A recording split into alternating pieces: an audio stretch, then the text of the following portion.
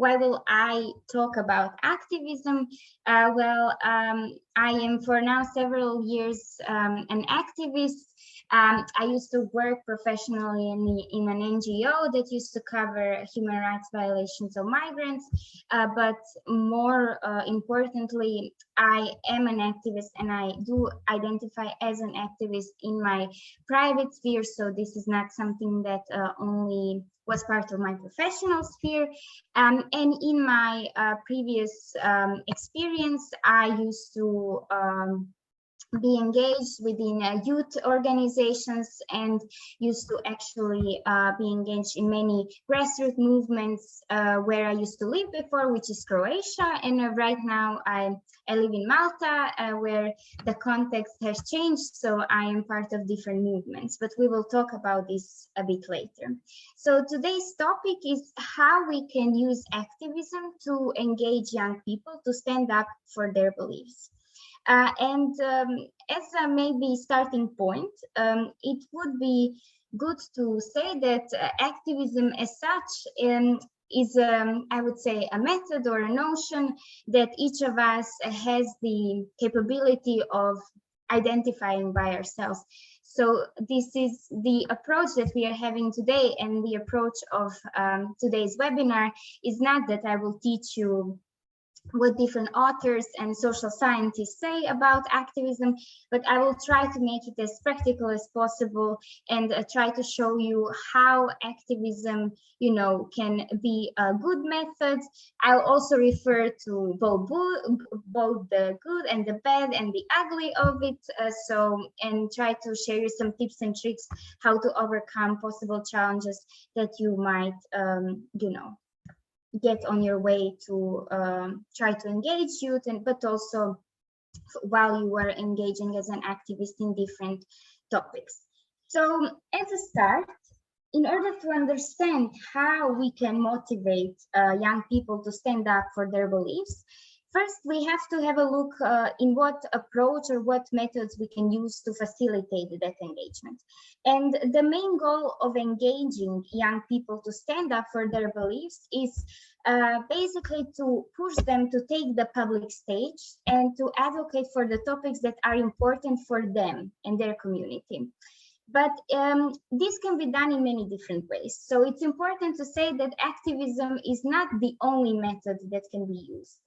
But when we talk about activism, and even if you do a basic Google search on what is activism, you will find quite opposing results. Some will say when you look at activism, you will find articles that connect it with possible riots, with damage, while others will connect activism with peaceful protests.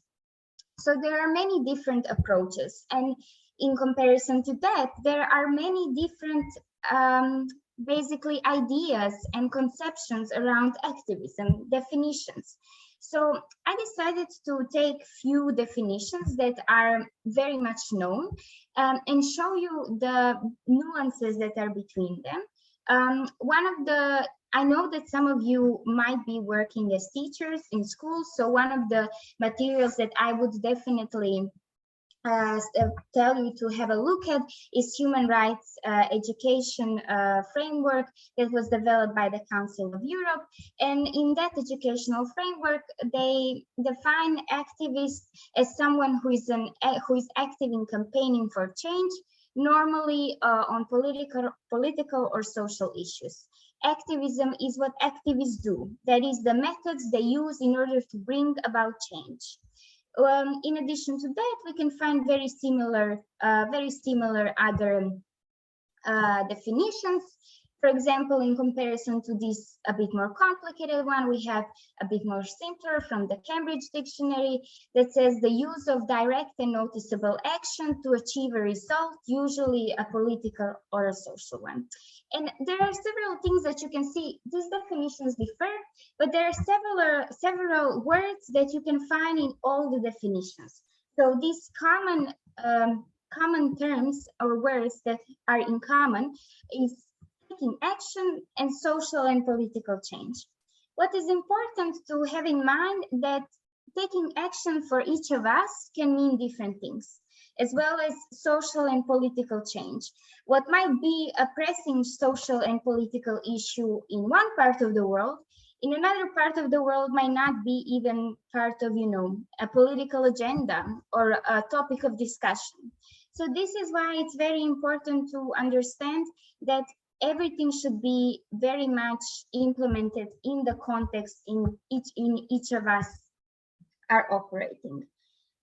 If we want to make it quite simple, and if you are, for example, right now having a meeting with youth, you would probably want to simplify the meaning of activism, especially because, as I said, there are many different perceptions of what it might be. And one of the more simpler definitions of activism could be taking action to make social change. However, these simple definitions also we have to have additional explanations on it.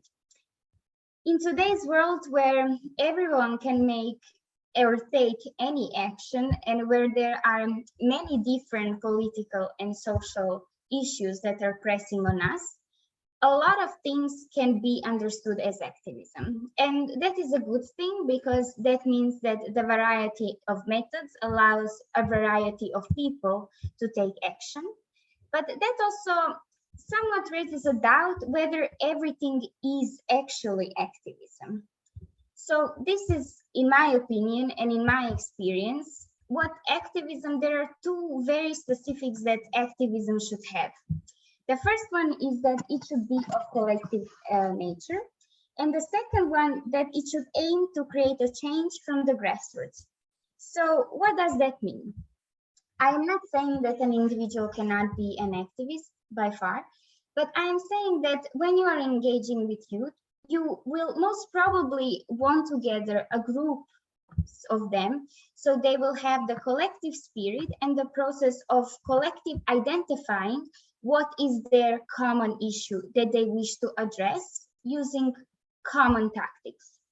And why a bottom-up approach? A bottom-up approach here is very important because the activism is usually used as a tool to address issues that rise because there is some sort of social or political hierarchy, meaning that the people who are basically the ones who feel the most the problems and the impacts of the social and political problems should be the ones who should raise against those issues and should have the ability to take on a public stand and talk about these issues. This is why these two, for me, very important features of activism should be fulfilled in order for us to actually talk about activism that is inclusive and intersectional. But what values should activism actually promote? This is a very important question. I'm sure that these days everyone had the opportunity to see that, for example, you have a protest for women's rights, and then maybe 2 weeks later you have a protest that is saying that there should be some maybe patriarchy further established in the society, which basically diminish women's rights. But are the both of these protests activism? This is where the values come. It's really important that activism is looked as a method that we use to resist policies which strip down an individual or a group from their human rights and human dignity. This means that it is our responsibility that whenever we do some action, that we are not going against human dignity or human rights of another group. This also means that if we decide to engage and motivate youth, we also have to accept and be a helping hand in them challenging the parts of our social and political surroundings that are questionable and that are the ones that we should really work on resolving. These are patriarchy, racism, systemic discrimination, and climate change. I am sure that recently you saw, for example, that youth has been very, very engaged around climate change issues, which is really important. And it also is important to motivate youth as well to go in other directions and to show that this is actually the step that we can use, a method that we can use to have potentially grown-ups who are responsible of understanding the political and social processes that are happening, but also who understand that their own actions can, possibly inflict pain. And that's why it's important to understand our human rights, but also human rights of others. Activism should challenge and work towards tackling all of these. So tackling down the patriarchy and the racism and systemic discrimination. It's also very important to understand that these terms mean different things, as I said, in different contexts. So the racism that one group might experience in Croatia or in Malta would be completely different to the racism that one might experience, for example, in the US. So this is why we have to be particularly aware of that, especially later on in the process of choosing the methods that we will use to address each of these challenges. Another value that is very important when we try to engage youth to use activism as a method to address pressing issues, we have to work with them on the notion of solidarity, meaning that, for example, you have to work with youth in a way that you would allow them to understand what might be their privilege and what might be the position of, for example, their friends who could be less privileged, maybe because of their religion, maybe because of their gender, maybe because of their race. And it is very important that when we engage in this type of methods, it is very important that we as participants understand our privilege and that we don't take the floor from the ones who have actually been oppressed, but that we are there as a support. This means that we act in solidarity. This means that we are not coming from the position of humanitarianism, but it means that we are coming from a position that we understand the struggle of others.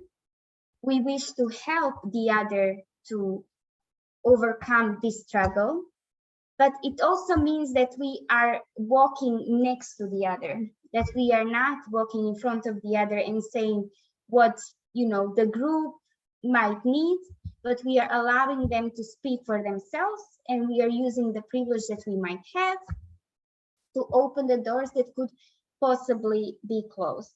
And this is very important because oftentimes we think that some methods that are very much connected with activism, like protesting is a method that is used from activists, but it can very easily slip in humanitarianism. For example, if we go from the position of a savior who will teach the other oppressed group how to fight for their rights.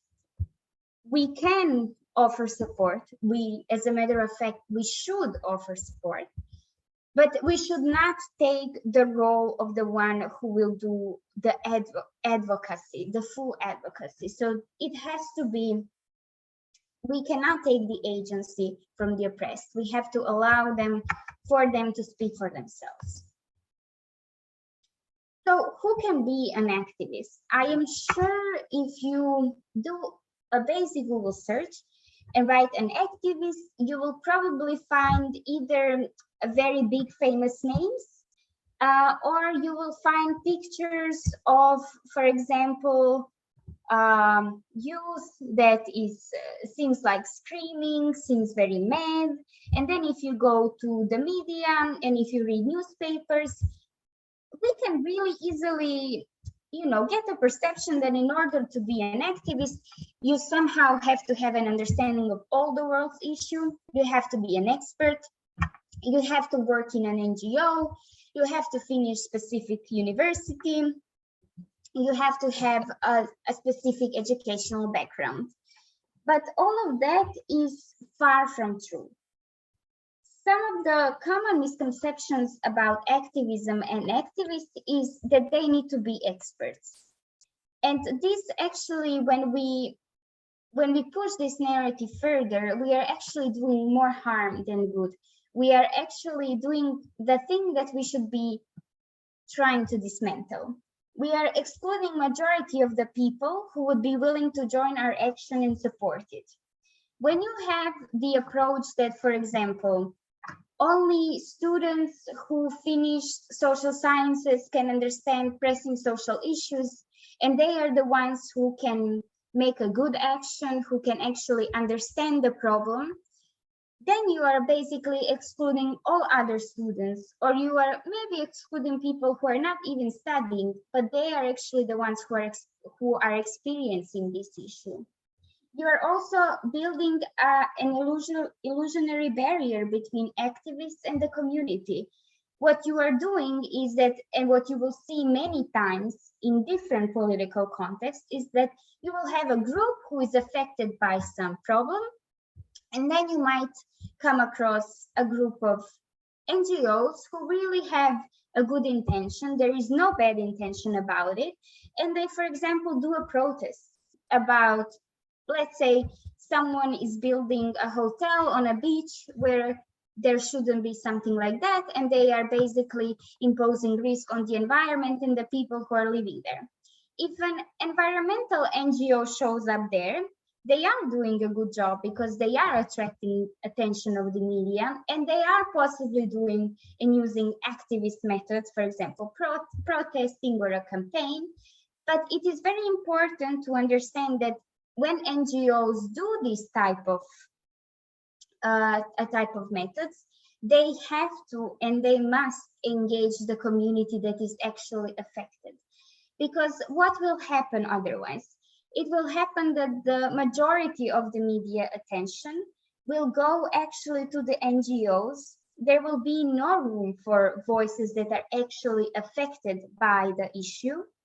And the people who are actually affected by the issue will actually feel that the NGOs, or let's say another group of professional activists, as some might say, are taking their topic, are taking their struggle in order to achieve some other goals that they might have. This is a very slippery slope, so it's very important to have in mind, again, as I said before, the matter of agency. So to always include people who are directly affected by the issue that you are trying to address. Otherwise, you are doing a good deed, but long term, you might be actually causing negative effects. One of the other issues that arises when we portray activists as experts is that we are basically portraying them as people who are better than others, as people who are educated, who can read about all the issues that are happening in the world and that must have an opinion on it. This is very important, especially when you work with youth. Allow them to choose their battles. They don't have to know about everything that is happening in the world. As a matter of fact, it's not effective in the first steps when you're trying to engage them using activism.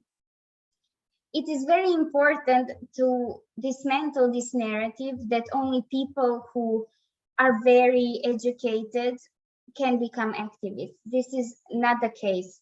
Many of very successful activist movements, just because of their collective and grassroots nature, were actually, made by people who had a pressing issue and nobody cared whether or not they were educated or not. What they managed to do is basically decide that this will be their common battle, and that they will use different methods effectively. And lastly, very important is that sometimes, especially when in the age of social media, it's very easy for people to profile themselves as activists, which is not necessarily bad. But of course, it brings a lot of expectations from people when once you, for example, profile yourself as an environmental activist on social media. If somebody sees you using plastic cup, you might get a lot of hate, which in some way it is a bit questionable. If you are environmental activist, why are you using plastic? But in another way, when you look at it closely, not everyone is perfect. And this is very important to understand, that all of us, even activists, don't live their lives 100% up to their values, because it is, at the end of the day, if you are living in an environment that is imposing political and social issues, and you are facing any sort of discrimination, or you are facing environmental disaster, for example, sometimes you can be an activist, but sometimes you have to focus on pure survival. And if we push further the narrative of being an activist means being perfect 100% in their private sphere, this actually just portrays that being an activist means doing a lot of sacrificing, which in itself, if we wish to use activism as a method to engage youth, this in itself will not be very motivational.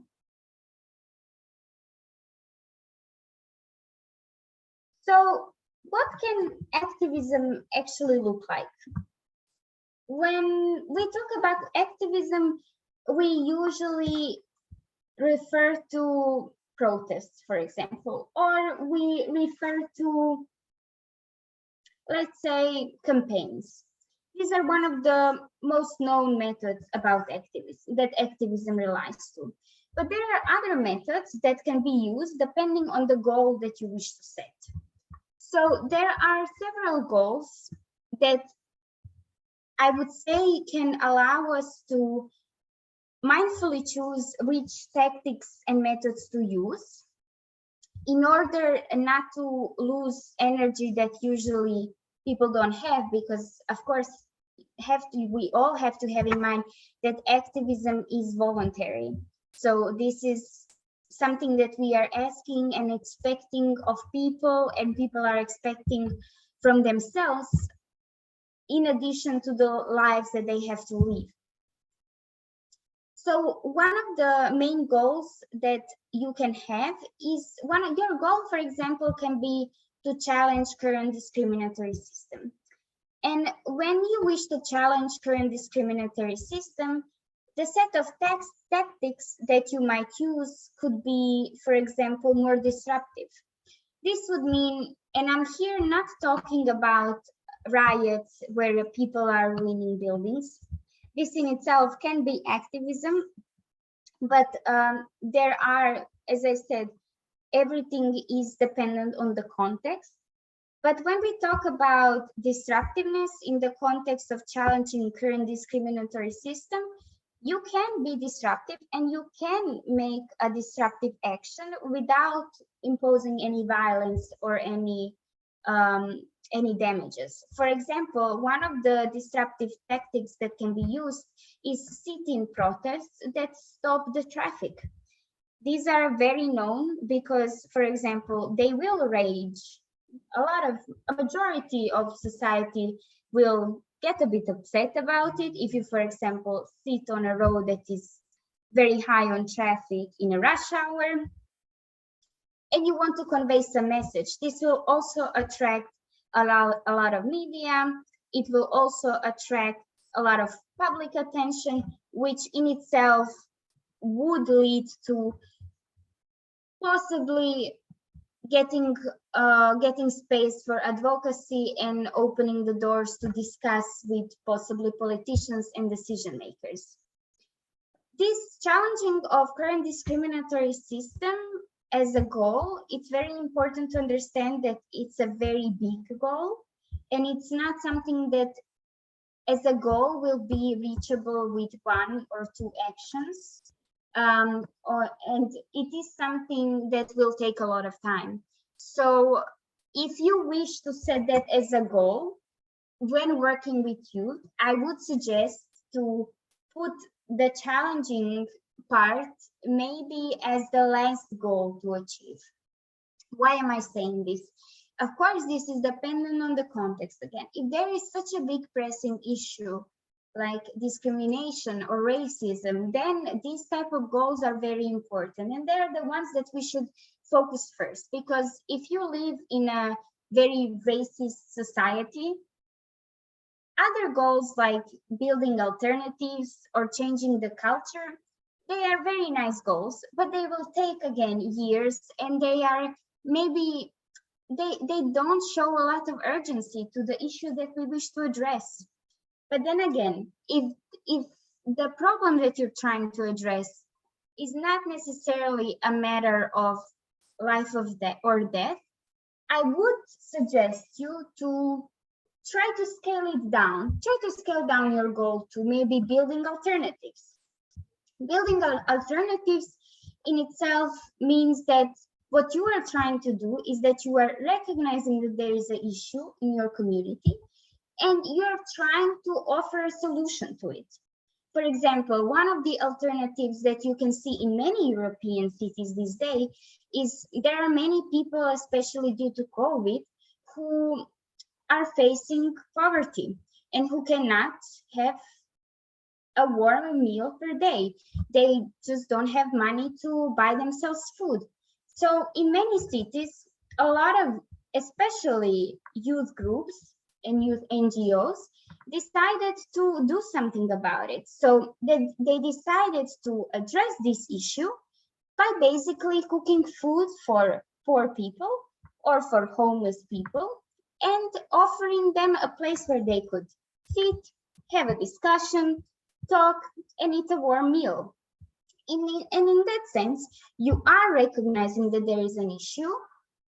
You are recognizing that you have a solution for this issue, and you are taking a responsibility to put and test that solution directly within the community. So, for example, you will notice a difference between building alternatives and challenging current discriminatory systems. So for building alternatives, you have to have an alternative. You have to have a solution in mind. While if you go for the challenging current discriminatory systems, you don't necessarily have to have a solution. And of course, it's not up to activists to make all the solutions. But building alternatives as a goal is very good when engaging with youth, because this is something that will show them that their direct work, their direct action has direct impact.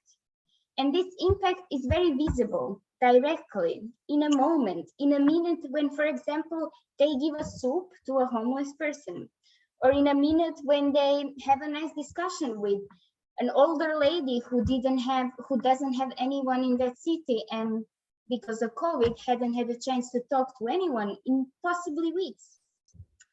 Another building alternative can be, for example, they're especially relevant in today's world, Food Not Bombs. This is a collective, again, active in different European cities, which basically try to give food for free.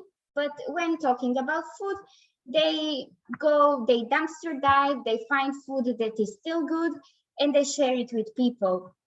And their message is about solidarity, about bringing people together, about sharing resources, rather than, going into the narrative of scarcity, of a division, of, each for their own and trying to protect individually themselves. Another goal that you might have is to change the culture. And this means that you would, through your actions, try to strengthen individuals and communities. But how can you do that? So what would be an example for that?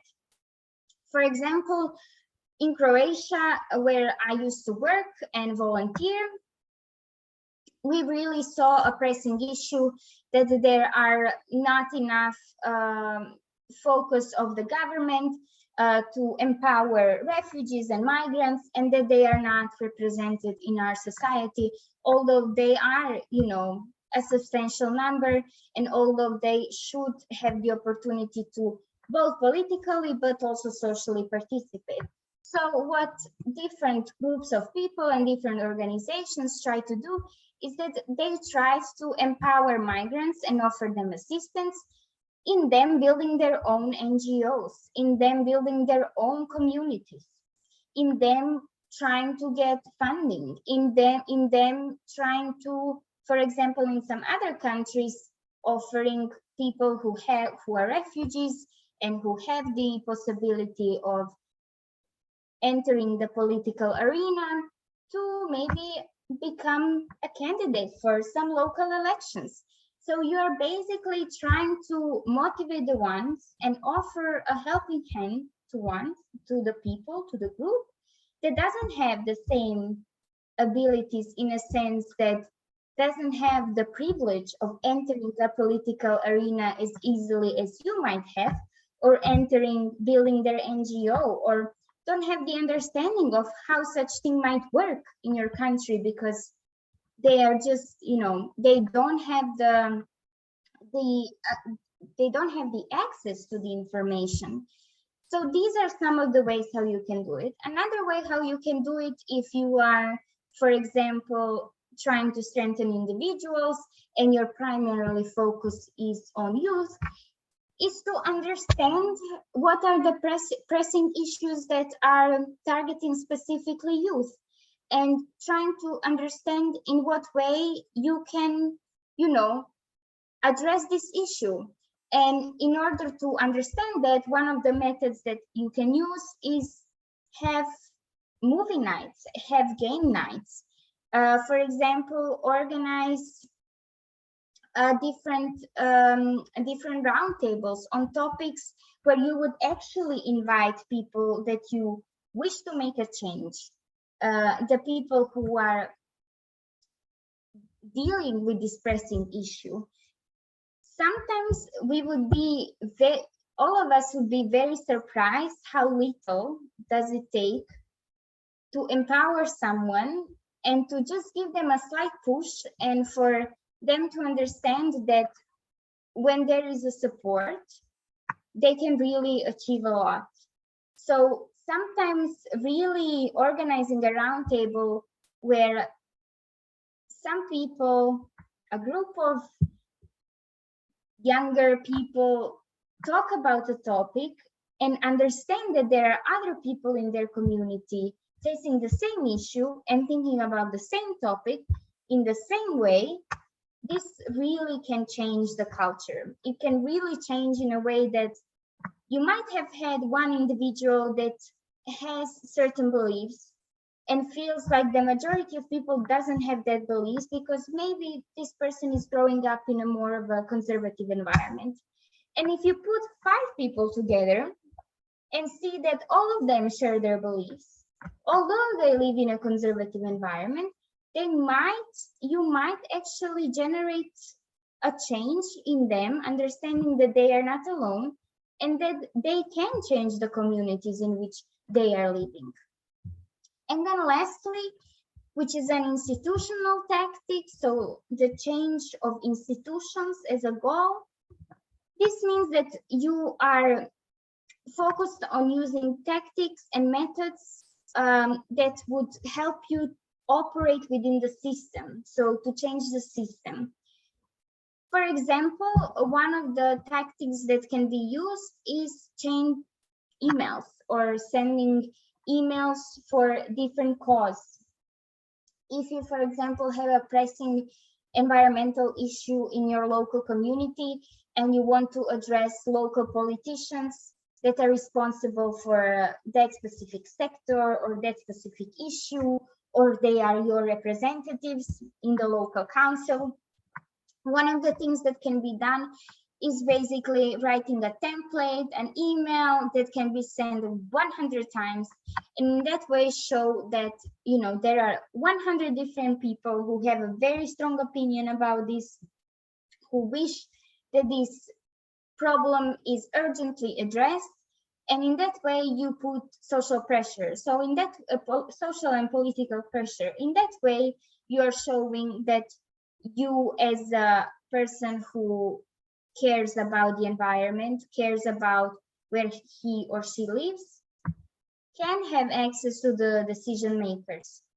Another tactic in this sense can be to engage in politics directly.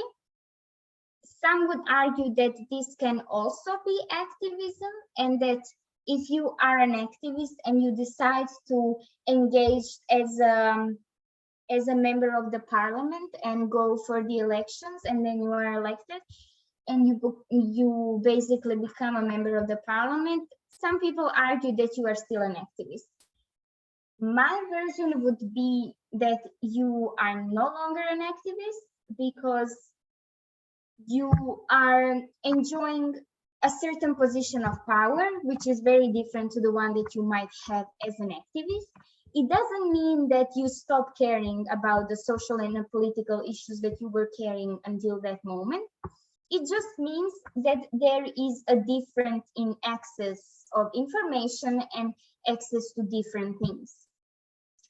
I would suggest when working with youth and trying to engage them, my favorite goal and my favorite method used is trying to build alternatives, just because it allows, first and foremost, it allows all of us to understand that we all have different perception of what a good alternative to some pressing issue might be.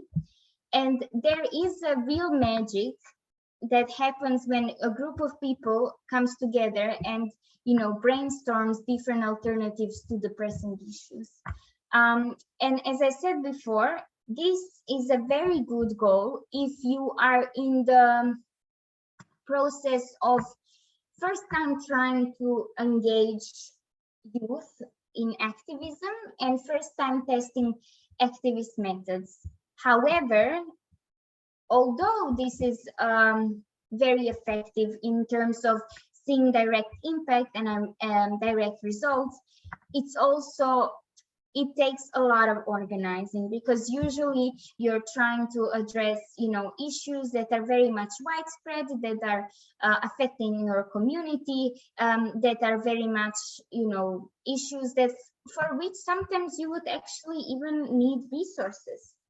And for that, it can be tricky in a sense that you might have an idea of an alternative that could possibly serve as a model for decision makers to eventually, make a change and adequately address the issue, but you might lack funding. And this is one of the things that I would really like to say here, is that for all these goals, funding, whether we like it or not, is important, not in a sense that to get paid to organize this, more in a sense to buy color to make a banner, have money to print leaflets, have the time to do a whole day sitting because maybe they have student jobs, maybe they are full-time students, so they don't have the ability of sitting. They don't also have the ability of bringing much of their own money, because many times youth is connected with the, financially dependent on their parents, which is completely normal. But these are the things that you have to have in mind. And these are the things that when you are setting the goal, you have to be very realistic. Because the worst thing that can happen, but of course, it's not the end of the world, you can always change your approach. One of the worst things that can happen is that you build up a solution, you had a brainstorming session, you are saying yourself, good to go, and then you figure out that unfortunately you don't have funds for it. It should not stop you. It just means that you have to figure out a way how to work with what you have at the moment. And the thing that was absolutely fantastic, the alternative that you wanted to express through your activist action, can be a next step. So this is the thing that is very important to keep in mind. As everything, activism is very gradual, and it will not, in many cases, it will not bring instant gratification.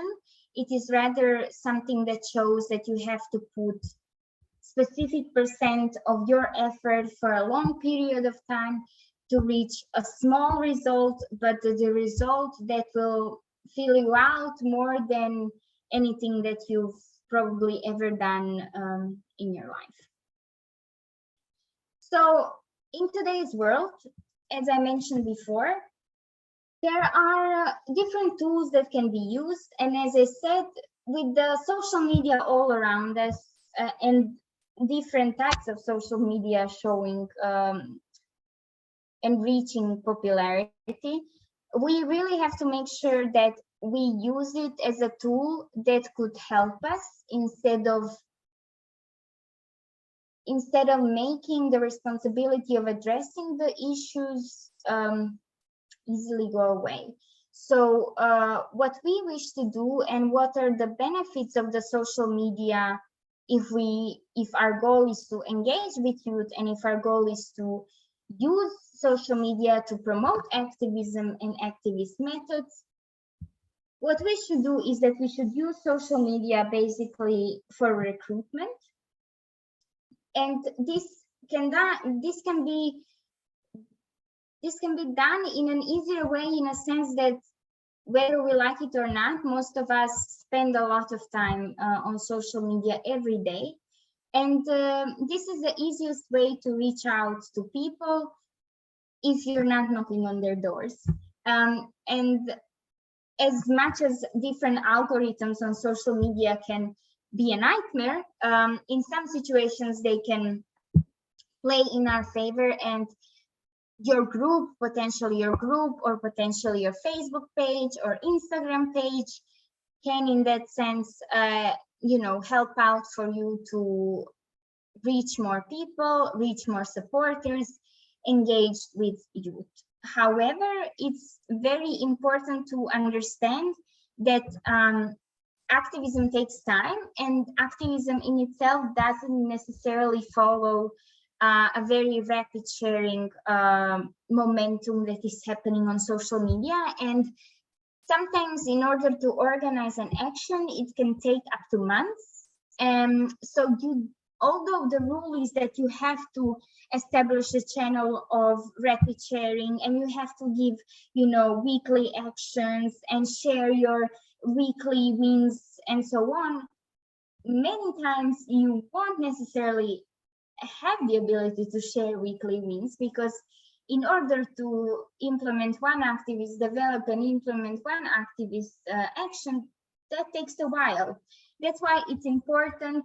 When I started this webinar, I talked about values. So that's why it's important to understand that we don't necessarily always have to, as activists, have an action in itself. It doesn't have to, we don't always have to have a campaign. We don't always have to have a protest. We don't always have to, go for an action that would be possibly an alternative and so on. We can sometimes allow ourselves just to share our values, just to share with the audience, with our supporters, for example, inspiring videos, share good books that are tackling the issue. So share something that would, allow people to gain more understanding on the issue. And what is really important, show people that you as a collective, you as whether you are an organization, you are also growing in a sense that when you are an activist, you learn every time, with every action, with every situation that might happen. You more understand what comes after each event, what are the possible consequences, how to deal with them, and so on. So it's also very important to have an understanding that when you're sharing things online, that you are holding yourself accountable with regards to the values that you are promoting, but also that you are allowing yourself that you don't always have to have, a visionary text, an action, a success story. Sometimes it can be something that, motivated you that day. What is very important in order to, use the gift of social media is that, of course, there is a difference in actions, whether you want them to be public or whether you want them to be private, depending on different national contexts and different rules of each state. Sometimes, for example, if you are below 13 people, you don't have to announce possible activist action to the police. If you are above 13 people, you have to. So depending on what you want to do, in a sense, whether you want it to be literally a surprise for the public and for the institution that you are aiming and targeting, or whether you want it to be a very big political message that would be conveyed by gathering a large sum of people, for that, you can definitely use social media. So for that, social media is a very nice indicator of how successful your action might be, if in a sense of how many people maybe told you that they are going on your event. Another thing that is great about social media is that it allows sharing, in a sense that if I on my Facebook show that I'm going on some action, my friend can see that, understand that, see that he or she never heard about it, saw it, but nevertheless, because they now saw it and we are connected, they also want to support. So this allows us to generate more people. But maybe one of the most important things is that on social media, you are active and you are actively communicating with others. Of course, you have to have some rules, which I will talk about in a minute, but it's very important that you use social media for the purpose of communication. And also, it's very important that you put a mark that communication has to be done in a way that you are being respectful of the values that we touched upon before, but also that sometimes people who are not necessarily agreeing with you and who are asking questions, sometimes it can serve as a tool to change a heart, to change someone's mind, and it can be quite effective in that way. However, there are, of course, bad sides of social media, and it's very important to be very realistic about them. The social media, once you profile yourself as an activist, or once you, for example, form an activist youth group, you might experience some backlash, which I will talk about how to address. But I think it's very important that we are aware of all the pros, but we are also aware of the fact that once we put our things, our values, our beliefs on social media, whether as a collective, whether as an individual, especially when you are using activism as a main method to reach the political and social change, you are making yourself vulnerable. You are making yourself vulnerable to other people who have different opinions, who stand by them very strongly, even aggressively, and this is something that unfortunately everyone will have to learn how to bypass, because there is no everyone reacts differently to the feedback that is received. So in order to understand how to reach and increase your engagement, one of the most important things is that engagement is very important, but sometimes it's better to have, for example, a private Facebook group rather than an open Facebook group, because the amount of time that you will possibly spend on communicating with others who are not necessarily supporting your ideas and their main goal is to, be provocative, that amount of time you could have actually spent in meaningfully engaging with people who are there and who are supporting your idea. So one of the things, in order to maximize the private Facebook group or for example, if you decide to use Instagram,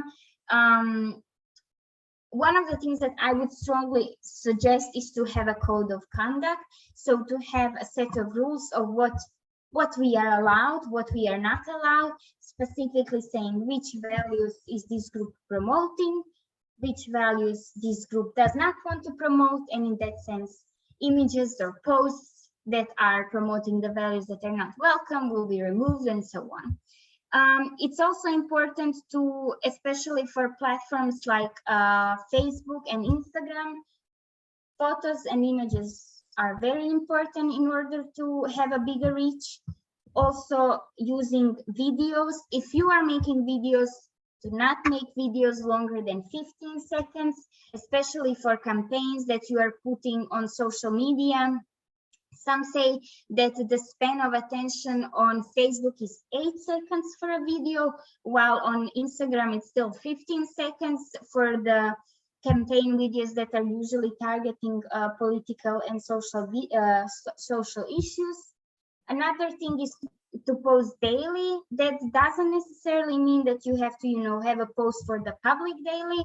But for example, if you have a private Facebook group, then post daily or try to, engage people in weekly discussions, if anything. And the most important is to be relevant, in a sense that activism usually is addressing pressing political and social issues that are changing daily. So an issue that there is, it's still a persistent issue, but the issue and possibly a context around it has changed in less of a 24 hours.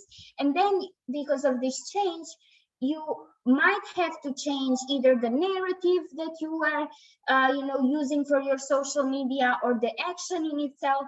So operating and using social media for the purpose of spreading your messages has to be very flexible in that sense. And as I know that some of the people that will be watching this or maybe had already joined us are teachers, one of the questions that we had received is where to start. Can you give us an example of, for example, if I'm in the room with my students, or if I'm working in an NGO that wants to start working with youth, where should I start? How should I, tell them to engage and fight for what they believe? I think one of the good advices that I have is to start small.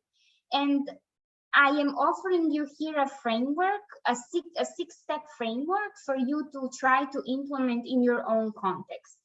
Of course, have in mind, as I said, that none of this is set in stone. So always be very flexible. Always think about the goal that you wish to achieve. And then in accordance with that, change the methods that you will apply. So as I said, first start small. So what would that mean? As a first step, it would be that you should gather your students in a room and start a discussion on what do they think activism is. This is very important because in my experience, many times that I had these discussions, it ended up that for some reason, younger generations might have a perception that activists are people who go on the street, who smash windows, who burn cars. And I think it is very important to understand that this is perception of some students, not all. And I am saying this because this means that, you have the ability to show them the other side. And I think there is having in mind that you as a professional or as a teacher or as a person who just volunteers in a youth center, for example, is thinking about doing that, there is already a step in for that particular group you are working with to be successful in engaging with activism. So start a conversation, start discussing about terms, start discussing about meanings of different words, and see what would be the middle ground. So when we started the webinar, I showed you 3 different definitions of activism, and then we got the middle ground. So it was taking actions for social and political change. And then we built it up a bit. Then we were like, okay, but taking action and social political change for social and political change is a bit too vague. So what activism means for me in that sense? And it was a collective action, so collective nature, and it was grassroots organization. So in the same way, you can take the basic framework and see with your specific group what are the things that for them activism as such should have. As a second step, I would suggest for you to have a discussion with either students or the group, that youth group that you are working with, about the issues, problems that they or their communities experience. And this doesn't need to be, these do not have to be world issues. These do not have to be human rights, grave human rights violations.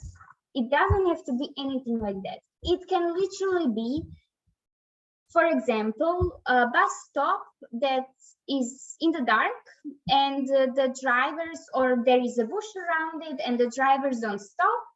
And every time they go catch a school bus, the driver just passes by because he doesn't see the sign for the bus stop, for example. Or it can be that the food in the school is maybe not as good, or that, for example, the environment around them is not clean, and this is something that is bothering them. So there are different issues that they can have. And it's very important for us to understand the privilege of an adult who has a different perception, different experiences than the groups that we are working with, and allow those groups to identify their issues. So it's very important that we don't sit over them and tell them, but don't you think that this issue should be on the paper? No, because this is our issue and not theirs, and they will not be as motivated to find an alternative, find a solution, engage in activist action if it's something that if it's our issues that we are mirroring on them. Make this list visible. So tell them to write, I don't know, 7 or 10 issues that they have, and put a list on a visible place. For example, if you have a youth center in which you operate, you can put it on the entrance. If you have a study room, classroom, whatnot, put it and tell your group to mark how often they face this issue. And these marks will allow you to understand which of the problems that are on the list are actually the one with the biggest urgency. Of course, they can change, but you know, as a start, maybe choose 1 or 2 or 3 that had the most, that were marked the most times, and then go in the process of defining your methods. Before you define, in the process of defining your methods, you have to choose the goal that you wish to do. So whether you want to, you know, do some disruptive actions by challenging systemic discrimination, whether you want to implement an alternative, whether you want to change the culture, or maybe you want to go into the system. You have to decide your goal, and you have to choose the methods that will follow. So once you decide what will be your goal, then you can opt for different methods that I mentioned. So whether it might be a disruptive action, whether it will be an action in public space that will, you know, specifically offer an alternative to a pressing social issue or a pressing issue that the children are facing. Whether it would be, for example, to organize roundtables or campaigns, whether it will be, for example, one of the things youth cannot engage in political processes, but they can engage in somewhat political processes in their own surroundings. In a sense, maybe there is a school senate that has student representatives, and maybe they wish to address these issues through that. So one part of them becoming an activist is, for example, maybe planning, addressing the issues, trying to get the attention of the student senate, or for example, candidating one of their friends to enter the student senate as a representative of students. Number 5 is to, after you define your methods, and in the process also defining the methods, when you define the goal, the methods that you will use, you have to assign roles. This is very important. Everyone needs to know what they are doing. Otherwise, it's not going to work in reality, because if we don't know what we are doing, and if we cannot get back to each other and receive, feedback on our progress, unfortunately, the action will most probably not be as successful. After that, we go into the execution, and here you as a mentor, as a teacher, have a very important role of a person who is helping them, but also being on standby, in a sense that allowing that the execution happens organically and naturally, and that during the execution of the first action, that such execution can be messy, that there can be pressing issues with it, that things will not be as successful as they could be, that the reach might not be as big as it was expected, and so on.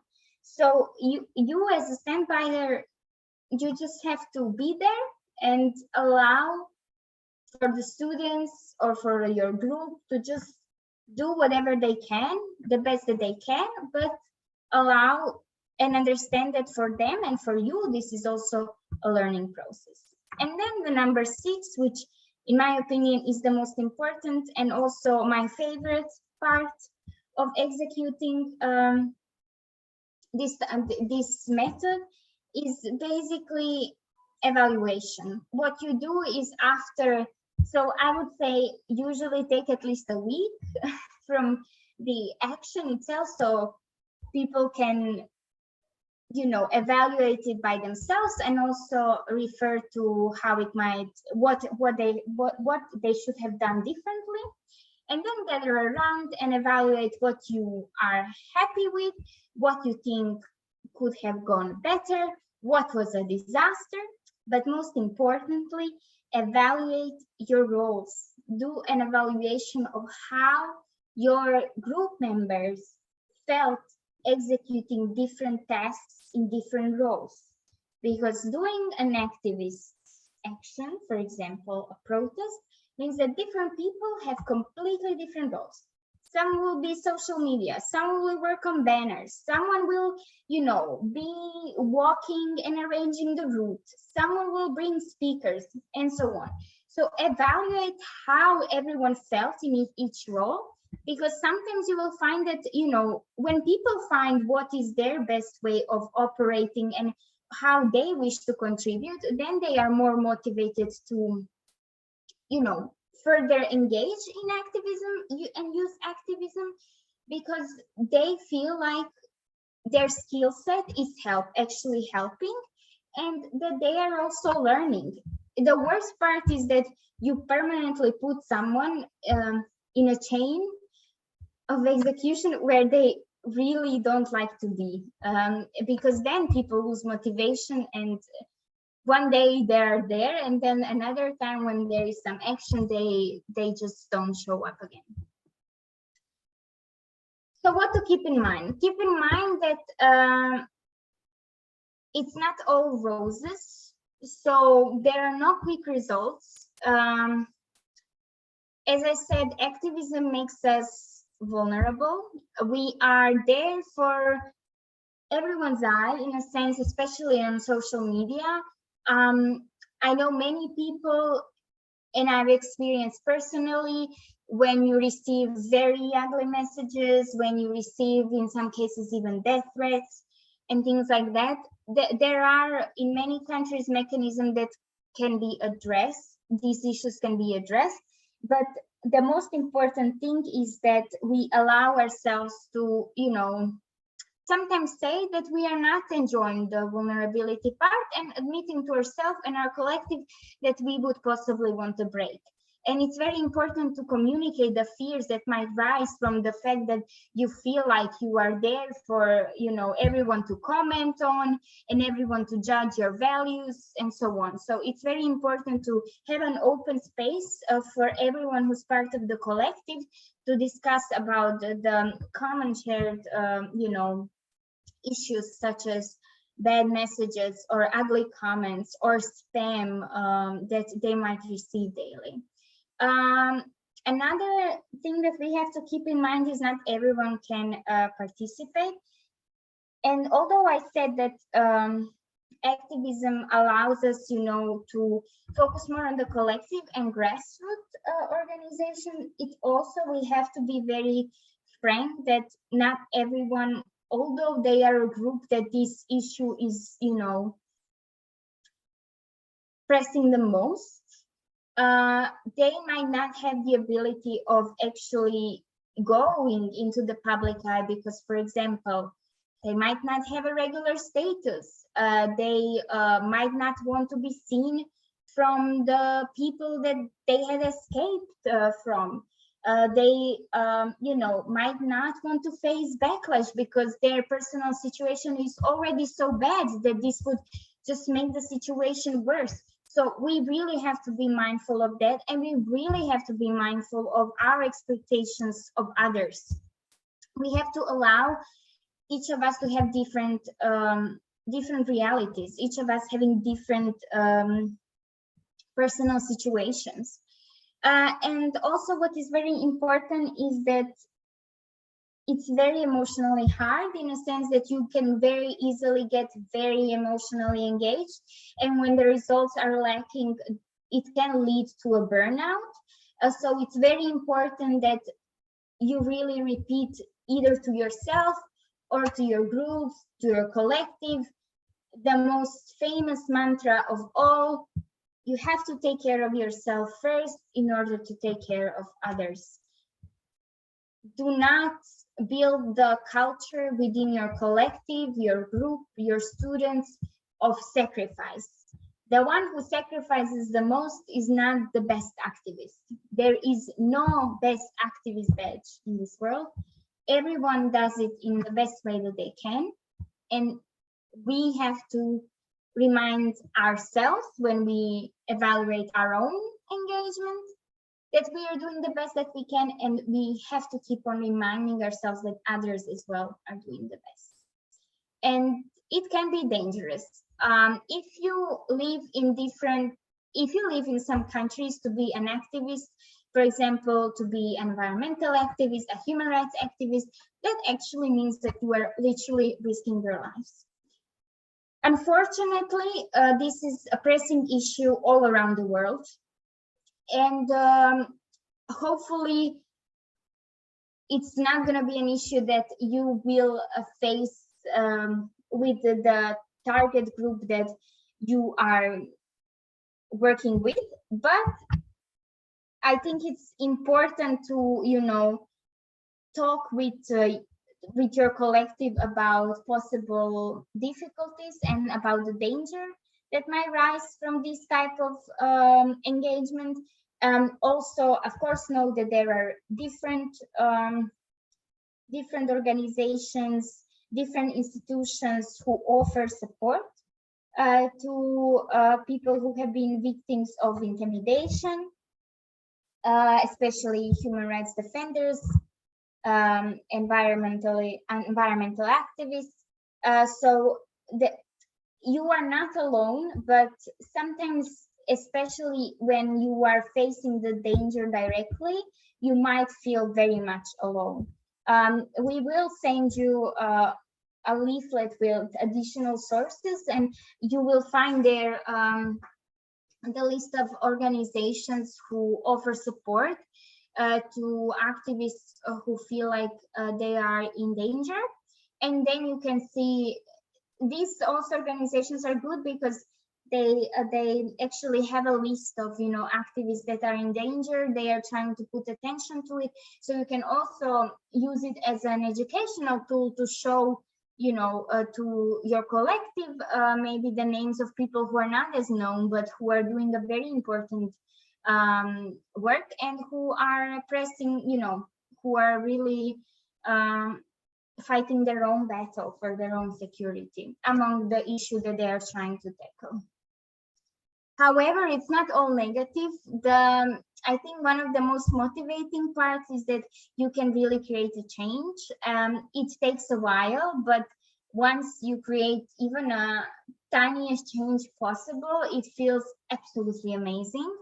You can feel empowered in a sense that you feel like if you think that you have the ability to claim what you think should be done, claim your public space, and show that you have something to add and give in public discussions about issues that you're trying to address. You can meet people that share your values, and I think this is one of the nicest part. In a personal experience, all of my closest friends are people with whom I volunteered or I started I went through some activist, whether it was protests or actions. And I really think that the fact that you are meeting people who share the same values and who share them so passionately can really, build connections that you will have for your whole life. And at the end, you can help others. And as I said, this to help others is not coming from the perspective of humanitarianism. It's coming from the perspective of solidarity, meaning that if you are in pain, I am in pain with you, and I don't want to take the space for you to voice your issues, but I want to support you while you're doing that, and it feels great to do that. And lastly, what I would like to say to conclude is that one of the nicest and the biggest perks of activism is that it teaches you that private is political.